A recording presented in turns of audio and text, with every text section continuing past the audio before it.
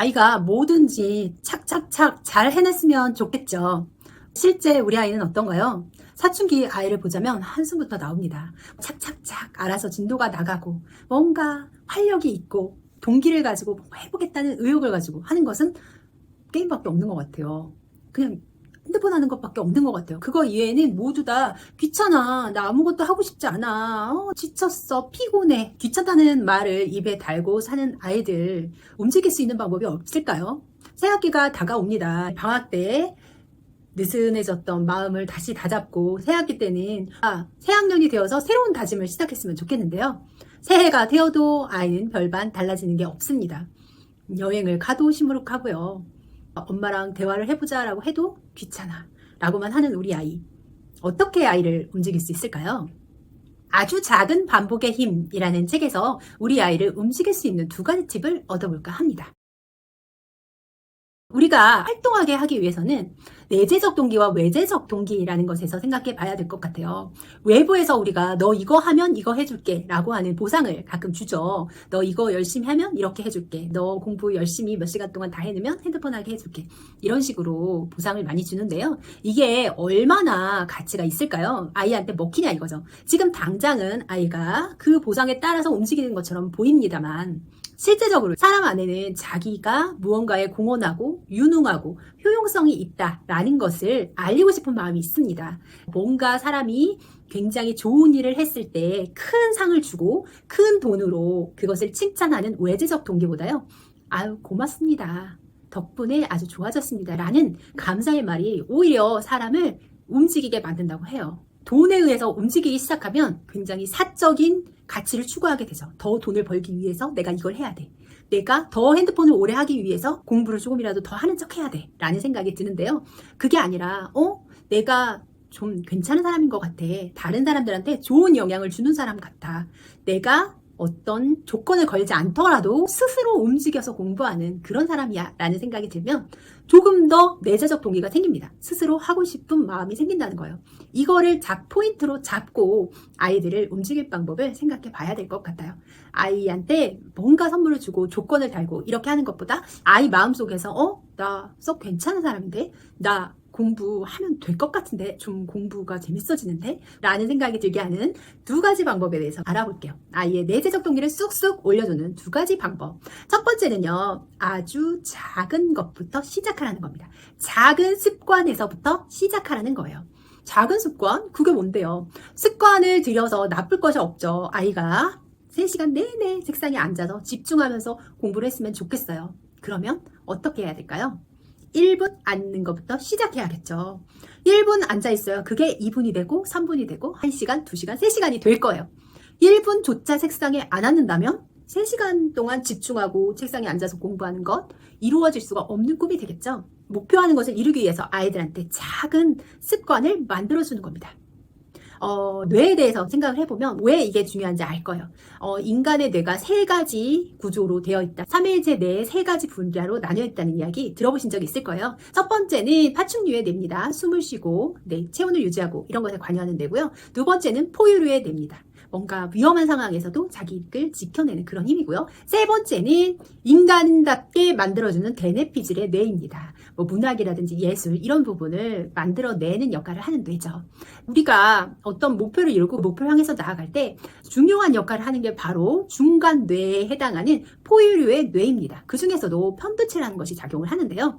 편두체라는 것은 어떤 위험한 상황이 왔을 때 딱 긴장하고 이거 뭔가 나한테 불리한 상황인데? 라는 것을 판단하는 그런 뇌예요. 그런데 이 뇌는 새로운 것을 싫어합니다. 왜냐? 새로운 것을 자극이라고 생각하고요. 새로운 것에 딱 들어오면 이게 공격이라고 생각하기 때문이에요. 그래서 이 새로운 것을 들일 때 아주 해서 들여야 이 편도체가 공격적으로 얘를 해석하지 않습니다.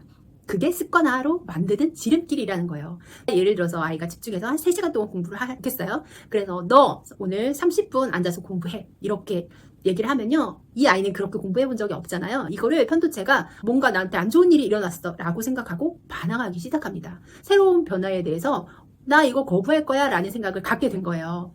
그런데 너 책상에 1분씩 앉아 있어. 하루에 1분씩 앉아있는 것부터 시작해봐 라고 하면요, 이거를 재미있는 놀이라고 생각합니다. 놀이라고 생각하면 편도 이거를 거부하거나 밀어내지 않고요, 요거 한번 해볼까? 라는 생각이 드는 거예요. 자, 오늘 네가 공부에 집중하기 위해서 할 수 있는 게 뭘까? 라고 하면 너무 막연하죠. 뭘 해야 되지? 손에 잡히지 않잖아요. 네가 오늘 너에게 주어진 과제를 하기 위해서 제일 먼저 할 수 있는, 지금 당장 할 수 있는 가장 작은 게 뭘까? 라고 물어보는 거예요. 아이가 부담 갖지 않으면서 나 지금 당장 10분짜리 영어 단어 외우는 건 할 수 있을 것 같아 라고 얘기하죠. 그러면 좋아, 그것부터 시작해 라고 하는 겁니다. 10분짜리부터 5분짜리부터 시작하는 거예요. 아주 작은 습관부터 반복해서 들이다 보면요, 10분짜리 단어 외우는 건 아무것도 아닌데 거기에다가 20분짜리, 30분짜리 보태서 3시간까지 늘려갈 수 있다는 겁니다. 뇌가 거부하지 않는 선에서 습관을 조금씩 늘려가라는 말씀입니다. 그래야지만 아이도 반항하지 않고 자기 몸에 그 습관을 익히는데 도움을 받습니다. 그러니까 갑자기 너 오늘부터 안 되겠어, 핸드폰 3시간 하던 거 아무것도 하지 마 라고 열받네 진짜, 왜 그래야 되는데 라고 반항을 하죠. 하지만 너 3시간 했는데 10분만 줄여보자, 2시간 50분만 해볼까? 라고 하면 아이가 판단할 때 그렇게 손해나는 것 같지 않거든요. 그러면 좋아 라고 합니다. 그렇게 차분차분히 기회를 줘가면서 시간을 줄여가는 것처럼요, 습관도 그런 식으로 만들어가는 거예요. 처음은 작은 습관부터 반복해서 하다 보면요, 뇌가 어떻다고요? 변화를 싫어해요. 변화는 위협이니까요. 위험 상황을 만들고 싶지 않아요? 그래서 하던 대로 하려고 합니다. 그래서 거기에 차근차근히 하나씩 쌓아가도록 도와주시는 거예요. 학기 초니까 커다란 계획을 너 다 이루어야 돼 라고 하면 X, 이루어지지 않을 가능성이 많은 거예요. 작은 습관, 아주 작은 습관부터 들이기 시작하는 겁니다. 공부를 싫어하고 굉장히 귀찮아하는 아이라면 네가 지금 앉아있는 자리에서 할 수 있는 딱 한 가지만 해봐. 그러면 손을 뻗어서 볼펜을 짚어서 단어를 몇 개 쓰는 거, 이런 식으로 아주 작은 것부터 시작하는 겁니다.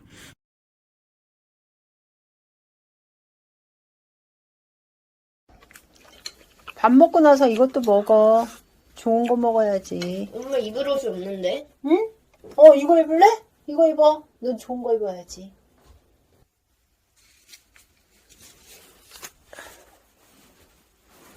덮고 자야지.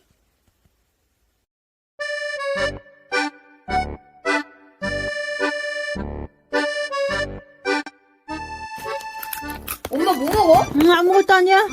두 번째, 아이 공부에 도움을 받을 수 있는 작은 습관에 대한 이야기는요, 또 해마에 대한 이야기를 해보면서 시작해 볼게요. 해마라는 거는 어떤 정보를 꺼내고 저장해야 되는지를 판단하는 뇌의 부분입니다. 그런데 이 해마라는 것이요, 반복을 통해서 어떤 정보를 저장할지를 결정합니다. 아이한테 매일매일 똑같은 질문을 해주는 거예요. 그러면 아이가 그 질문을 기억하고요, 어디에서든 그 질문에 대한 답을 꺼내려고 노력하게 된다는 것이 해마의 특성입니다. 질문을 던졌을 때요, 뇌의 기능이 활성화됩니다. 질문, 아주 작은 질문, 간단한 질문, 스트레스 주지 않는 질문을요, 뇌는 놀이라고 생각해요. 아주 작은, 많이 머리를 쓰지 않아도 되는 질문을 계속해서 반복하게 되면은 또 질문이 들어왔네? 라고 생각하면서 그 반복되는 질문을 저장해야 된다고 해마가 판단을 하게 됩니다. 우리가 어떤 질문을 하면 아이들한테 도움이 될까요? 너는 커서 어떤 사람이 되기를 원하니? 어떤 인생을 살고 싶니? 라는 질문을 던졌다고 해요. 내가 놀이다, 게임이다 라고 느낄까요? 머리 아파, 이건 또 무슨 얘기야, 뭘 원하는 거야, 복잡해지겠죠? 이 질문 또한 작고 작은 질문이어야 됩니다. 네가 오늘 할 수 있는 제일 작은 거 하나는 무엇일까? 네가 오늘 공부를 시작하는 데 있어서 제일 먼저 시작할 수 있는 것은 무엇일까? 네가 오늘 공부를 통해서 딱 한 가지를 얻는다면 뭐를 얻고 싶어? 무엇을 이루고 싶어? 라고 묻는 거예요. 그러면 아이가 오늘 내가 하는 공부 중에서 나는 영어의 어떤 개념을 하나 익히고 싶어 라는 것을 찾아낼 수 있겠죠. 계속해서 아이한테 그 질문을 던지는 거예요. 반복해서요. 그러면 아이가 그냥 막연히 앉아서 목적 없이 공부하지 않고요, 내가 오늘 해야 될 공부가 뭘까? 내가 부족한 부분은 뭘까? 내가 가장 오늘 채워야 되는 부분은 뭘까라는 생각을 꾸준히 하면서 그 목표를 찾아 나갑니다. 아무 생각 없이 공부하는 것과 등대 같은 질문을 가지고 공부하는 것은 확연히 다르죠. 내가 가는 길을 쭉 보면서 간다는 그런 뜻이 되거든요. 어떤 질문을 아이한테 하면 가장 좋을지 한번 생각을 해보세요. 이거는 아이마다 조금씩 질문이 다를 수 있으니까요, 아이랑 대화를 해서 찾아보시면 됩니다. 아이가 좋아하는 것에서 그 답을 찾아야 되기 때문에 아이랑 대화를 하다 보면 원하는 질문을 찾으실 수 있을 거예요. 직접적으로 물어보세요. 아이가 공부를 하면서 가장 어려운 점이 뭐야? 네가 공부를 통해서 얻고 싶은 게 뭐야? 이번 학기에 하고 하고 싶은 어떤 것이 있어? 이루고 싶은 목표가 있어? 그 목표가 아주 큰 목표가 있다면 작은 목표 어떤 것부터 이루면 좋을까? 라고 물어보면 아이가 술술 자기가 얘기를 해줍니다. 거기서 답을 찾으시면 돼요. 아이가 얘기했던 목표, 작은 목표가 있으면요. 그 목표에 대해서 아이가 잊어버리지 않고 해마에 저장할 수 있도록 자주자주 물어봐 주시는 거예요. 너 이런 거를 이룬다고 했더니 오늘은 했니? 오늘은 그 작은 목표 중에서 어떻게 이뤘니? 이런 식으로 계속해서 반복하다 보면 아이가 그 목표를 따라서 계속적인 공부를 하는데 도움이 됩니다. 이번엔 새로운 학기에서 나 혼자 공부하는 습관을 들여보고 싶어 라고 했다면 혼자서 공부하는 습관을 들이는지를 계속 점검하면서요. 나 오늘 혼자 공부했나? 했네. 잘했어. 나 정말 잘하고 있는데? 다음 날도 나 오늘 또 공부 혼자 했나? 스스로 이런 점을 했어. 나 꽤 괜찮은데? 라고 하면서요. 작은 성공 경험을 계속해서 갖게 되죠. 그 질문이 머리 안에 있으니까요. 그 해마에서 나오는 질문을 통해서 자기가 갈 방향을 찾고요. 그 방향에 대한 노력을 하게 되니까 스스로 성취가 되는 거예요. 보상이 되는 거죠. 처음에 말씀드렸던 내재적 동기, 나서 괜찮은 사람인데 라는 동기를 스스로 갖게 하는 아주 좋은 방법입니다. 그래서 자주 아이랑 대화해서 아이가 추구하고자 하는 방향을 질문을 통해서 자꾸 아이한테 상기시켜 주세요. 아이 해마에 쏙쏙 박혀서요. 그 방향을 향해서 가는데 도움이 될 거예요. 오늘은 아주 작은 습관들이 쌓여서 공부에도 방향을 잡을 수 있다라는 말씀을 드렸습니다. 저렇게 작은 것부터 시작하면 된다고? 라고 의심이 드실 수 있는데요. 작은 것이기에 가능하고요. 작은 것이 쌓이면 결국은 큰 목표까지도 나아갈 것입니다. 언제 이렇게 발전됐지? 언제 이렇게까지 됐지? 라고 할 정도로 이뤄낼 수 있을 테니까요. 작은 것부터 반복하고 습관으로 만들어 보세요. 중학탐구 생활입니다.